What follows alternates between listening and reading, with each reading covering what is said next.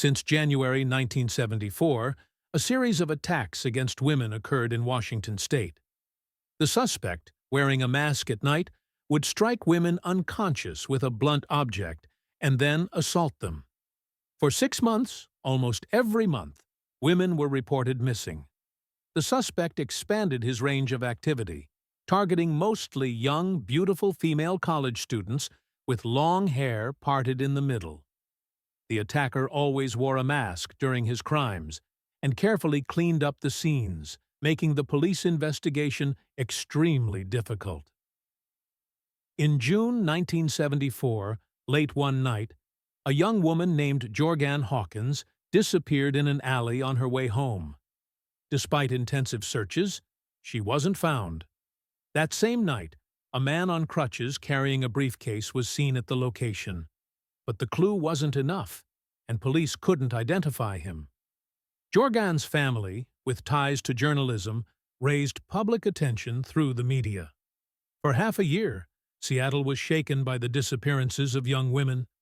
Locals were alarmed, and investigators noticed that many cases coincided with the end of college terms, often near construction sites. Witnesses reported a man with a leg cast driving a Volkswagen Beetle. The similarities led police to believe the same person was responsible. On July 14, 1974, 5 young women went to Lake Sammamish State Park. A handsome man dressed in white tennis clothes, his arm in a sling, introduced himself as Ted and asked women for help loading a sailboat. Some followed him, but one became suspicious when she saw no boat near his car and managed to escape. That same day, however, 2 other women vanished. Witnesses again described a man with an injured arm. Police created a sketch and distributed it widely. Tips poured in, and many pointed to Ted Bundy, 28, a local law student with an excellent academic record and a charming personality. However, when witnesses were shown his photo, most said it wasn't him. Police also doubted that someone like Bundy could commit such crimes, so he was not arrested. Weeks later, skeletal remains of missing women, including Jorgan Hawkins, were discovered near Lake Sammamish. Meanwhile, more women disappeared in Utah and Colorado, their bodies found with severe injuries suggesting sexual assault. On November 8, 1974, in Salt Lake City, 18-year-old Carol DeRanch reported a terrifying encounter. A handsome man pretending to be a police officer tried to lure her to his car, claiming her vehicle had been tampered with. When she grew suspicious and demanded ID, he attacked her with a crowbar. Luckily, Carol escaped and immediately went to the police.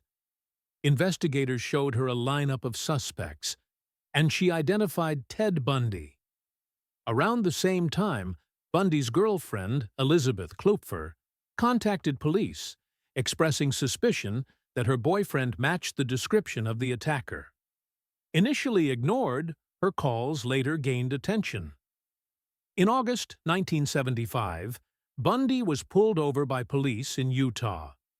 Inside his Volkswagen Beetle, officers found handcuffs, a ski mask, a crowbar, and other suspicious items.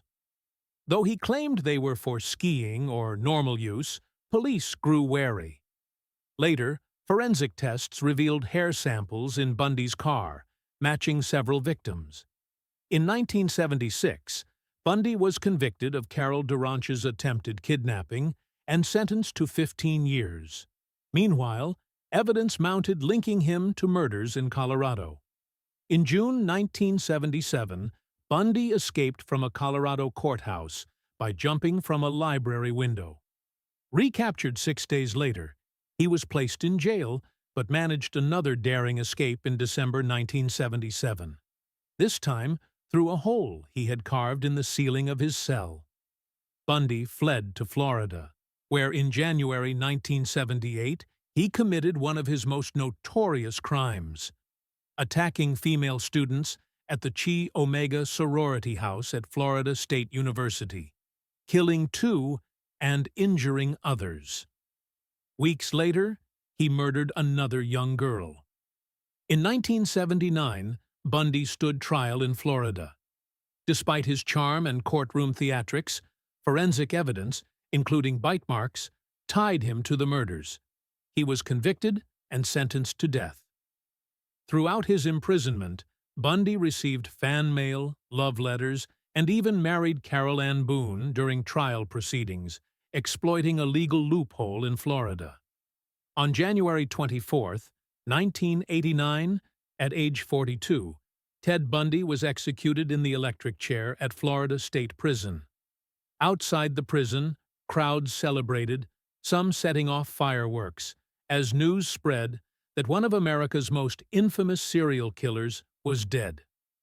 Bundy eventually confessed to at least 30 murders across several states, though the true number remains unknown. His story has since been retold in books, films, and documentaries. The shocking irony, though he brutally murdered countless women, Bundy became the most visited and romanticized serial killer in U.S. history.